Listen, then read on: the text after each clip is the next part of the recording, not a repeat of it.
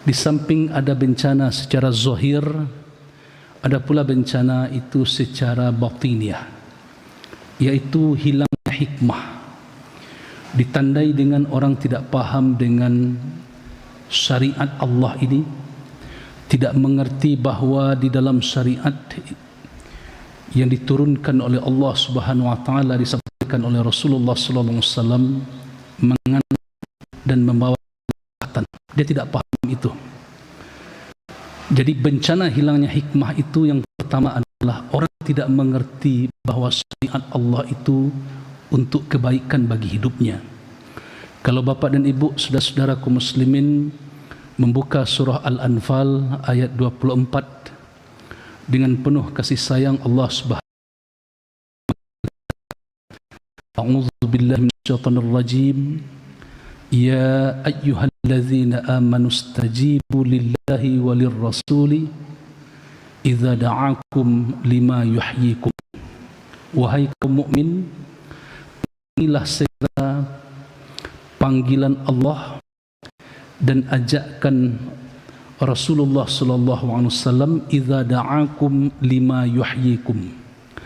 Apabila Rasulullah sallallahu alaihi wasallam mengajakmu, membawamu, memanggilmu kepada sesuatu yang menghidupkanmu. Allah tidak sebut dalam ayat itu secara langsung kepada Islam, kepada jihad, kepada surga, ilal jannah, tidak, tapi disebut lima yuhyikum, kepada sesuatu yang menghidupkanmu. Apa maknanya Bapak Ibu? Sangat dalam maknanya. Syariat Islam ini adalah untuk memberikan kehidupan kepada kita, menjadikan hidup kita ini benar-benar hidup yang punya tujuan, hidup yang terarah. Syariat Islam itu menghidupkan hati manusia dari tidak tahu siapa itu Allah, datang petunjuk dari Allah, diajarkan oleh Rasulullah sallallahu alaihi wasallam, wahyu disampaikan oleh Nabi, dibacakan, dijelaskan, menyasar ke dalam hati sehingga hidup hati yang tadi mati. Syariat Islam itu menghidupkan akal. Fikirkan penciptaan langit dan bumi ini. Engkau khalifah di muka bumi, kata Allah. Begitu diisyaratkan, kita ambil intipati dari Al-Quran itu. Pikirkan, bekerja, pakai akal. Syariat Islam itu menghidupkan hubungan antar manusia untuk bisa memberi manfaat, berekonomi, menghidupkan ekonomi. Coba bapak-bapak, ibu-ibu lihat ibadah haji sekarang ini. Apa yang dihidupkan Pak? Ekonomi hidup, transportasi hidup semuanya. Hati manusia hidup dengan zikir. Satu ibadah haji saja Bapak Ibu, akal juga hidup. Orang memikirkan Bapak Ibu, bagaimana manajemen haji. Pikirkan.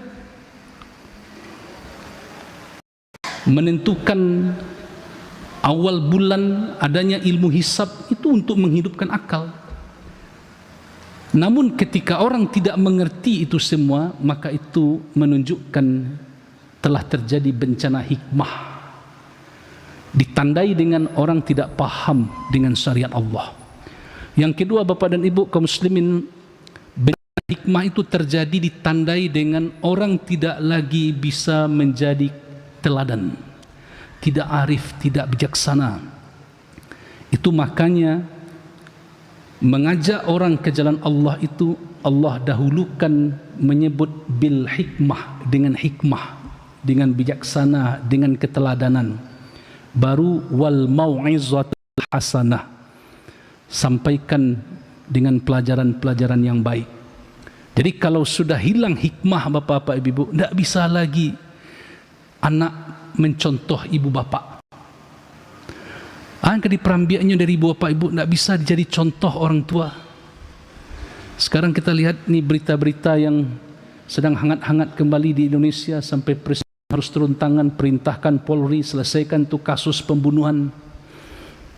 Apa yang terjadi sebenarnya Pak Ibu di Indonesia? Hilangnya hikmah. Bencana hilangnya hikmah itu ditandai dengan ketika manusia tidak dapat mengambil pelajaran dari apa yang terjadi, dari bagaimana apa kehendak Allah kepada dirinya, tidak bisa diambil pelajaran. Karena itu kalau kita pahami surah Ali Imran ayat 190, 191, puncak orang mendapatkan hikmah itu ketika dia menyampaikan sebuah pernyataan di hadapan Allah, Rabbana ma khalaqta hadza batila, ya Rabb kami, tidak ada yang sia-sia Engkau ciptakan. Berdiri dia di depan batu-batu besar, di bekas yang dilalui Golodo, Bapak. Dilihatnya Al-Quran di Bukit Batabuh itu dihanyutkan Golodo, tapi Qurannya di dalam kering, hanya di luar saja sedikit kena lumpur itu. Allahu Akbar, Rabbana ma khalaqta hadza batila, ya Rabb kami, tidak ada yang sia-sia Engkau ciptakan.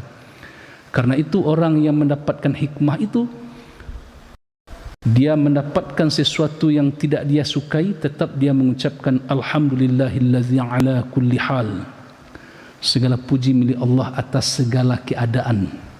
Dia temukan sesuatu yang dia sukai, dia tetap mengucapkan alhamdulillahillazi ala kulli hal. Segala puji bagi Allah atas segala hal.